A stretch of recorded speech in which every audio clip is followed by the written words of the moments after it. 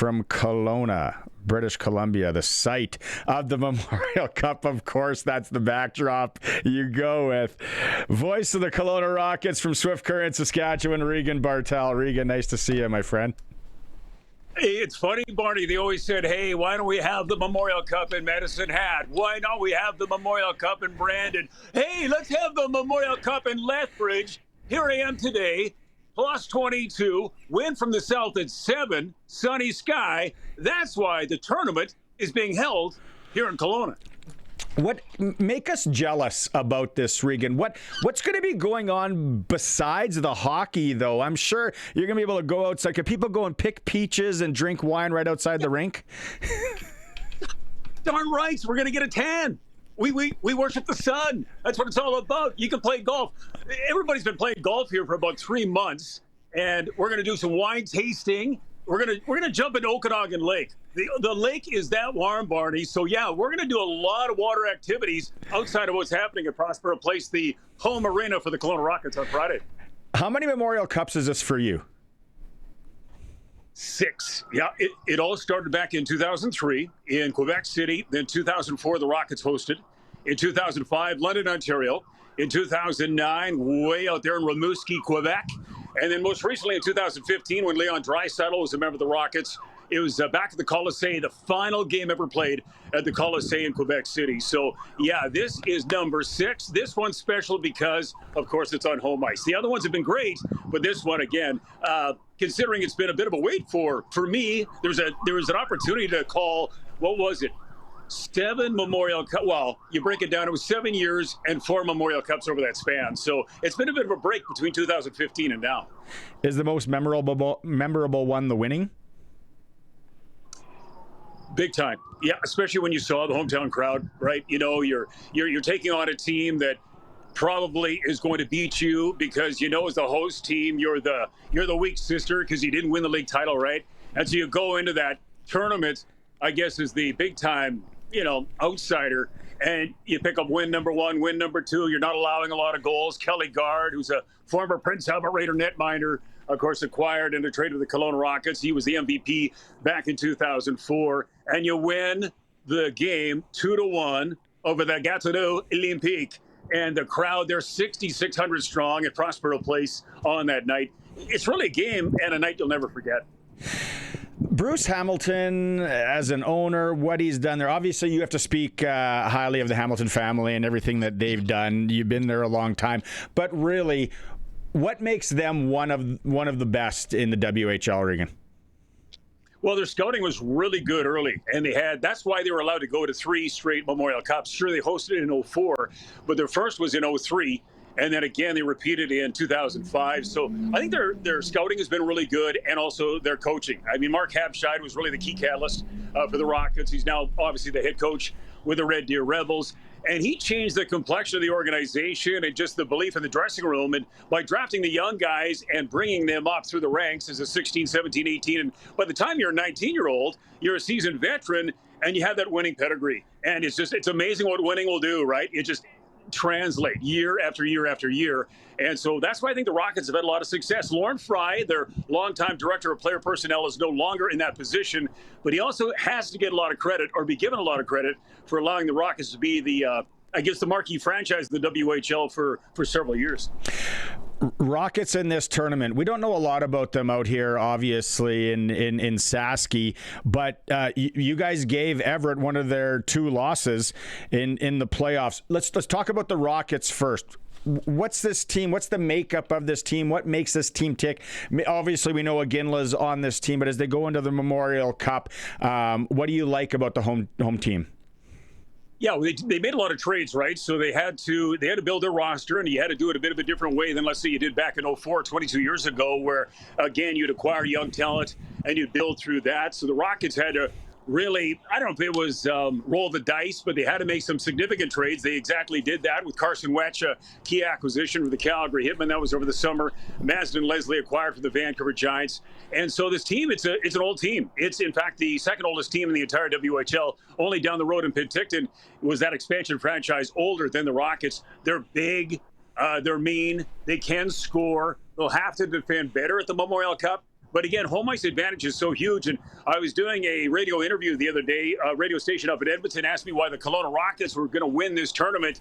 And I said because of the time off, 35 days off. So they'll be the freshest team. They'll be the healthiest team. And I think also from a Kelowna Rocket perspective, they're also going to be probably, I would think, from a cardiovascular standpoint, they'll be in the best shape, coming into this tournament. It's just getting rid of that rink rust early in game number 1 on Friday. That's the biggest concern for me. But I think once they get rolling, I think they're going to be okay.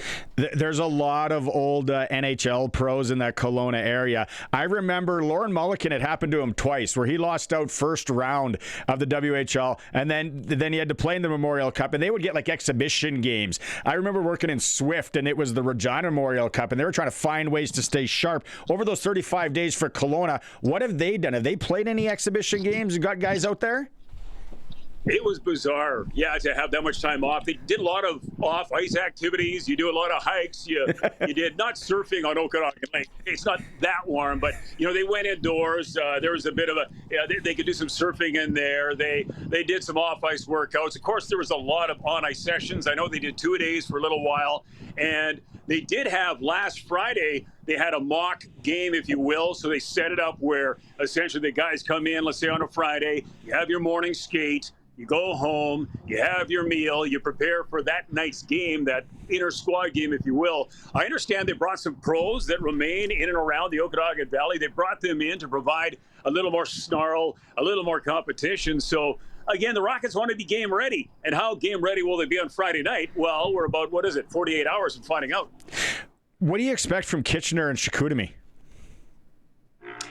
Yeah, Kitchener's a real good team. That's the Rockets. That's their first opponent. And they were 16-2 in the playoffs, and they're a real good team.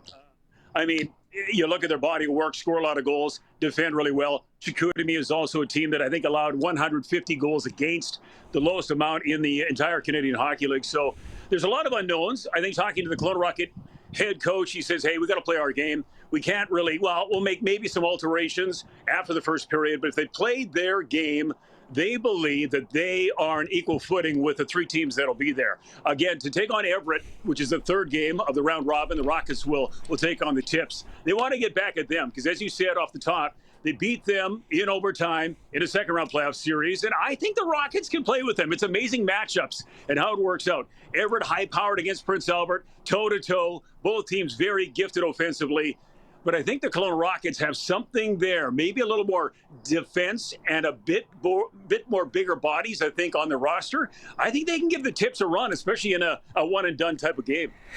And I didn't learn this, I think, until the 2017 Memorial Cup here in Regina, where there's a different strategy for the coaches and the teams because those TV timeouts are so important. Huge. Yeah, that's right. And that's why you can play more of your better players, right? You can have your first line guys playing a ton, and you can essentially go to not quite 4 D-men, but if you have, your top 2 pairs, I think you're going to be in pretty good shape. So it'll be interesting to see how the Rockets handle that. I think Kelowna's got enough depth. I think you'll see maybe a little bit of the third line. I really don't see the fourth line getting involved whatsoever, I think, in a series or in a tournament of this magnitude because the competition is just too elite. But from a Kelowna Rocket perspective in the playoffs, I mean, TJ Ginla's the stud. He's the guy that's going to draw all the attention, and for good reason. But if you shut down TJ, you have to have more ammo in the gun. So you have to have more Kelowna Rockets elevating their play. And I think that the Rockets have that, right? I mean, again, they wanted to make sure at the trade deadline that they had enough push up front offensively. And with Peyton Kettles returning, a second-round NHL draft pick of the Pittsburgh Penguins, who was hurt after a trade with the Swift Current Broncos, and he's only played 3 games of the Rockets since he was acquired in that deal. He'll make his triumphant return on Friday night, and he'll make a massive impact because, in my opinion, he's arguably the best 18-year-old defenseman in the entire WHL. I asked you about your most memorable Memorial Cup. You said, obviously, the winning and all that. Does that one supersede 1989 and Tim Tisdale's goal when you're a young kid in Swift Current? You want to know what? I look back at that goal, and it was a shame because I was such a Bronco fan at the time, born and raised in Swift Current. And I watched that game on television that night. And a lot of people ask me even today, why did you not go up to Saskatoon to watch the Broncos play in the Memorial Cup championship final? And to that day, that's probably my biggest regret. I'm not sure exactly I don't know if I was working at CKSW at the time and they wouldn't let me off. I am not sure what happened, but yeah, 89, special year, special team, especially after what happened to the team back in 86. I mean, if you really want to go into the minutia, I was at the public funeral back in '86, and so again to see the Swift Current Broncos, do what they did in 1989, you celebrated. You felt like you were a part of it, and you felt for the players. And I don't know, it was a happy tear. You kind of shed a tear though for exactly what went down on that night. But yeah, I wish I would have been in the building. So we got maybe 2004, 1989 Memorial Cup, and then 1998 Swift Current Flag Football Championship. Is that how it would go down? Absolutely. You at the helm. Yeah, you're calling the shot. I remember you came in as a ringer. I'm thinking, okay, Barney Shinkrick, how good can he be? Okay, so you're telling me to do like a 30-yard out, and I'm like, okay, he won't even be able to get the balls in my hands. He won't even get the ball in my hands. What does he do? Throws the dart down the field. Touchdown, champions. What a night it was. Oh man, this is okay. I'm excited. I like the Rockets' chance. I like how you talk about how they're built and the time off here. It's gonna be an interesting tournament to watch. Regan, so much fun catching up with you. Beautiful backdrop there. I love you. All we needed in the back was a CRX parked, and that would have made me really jealous. I love that vehicle. I love that vehicle. Then they went to the Del Sol. Why did Honda go to the Del Sol? Never should have done that. Never. Have a good week, man. I appreciate it. Take care.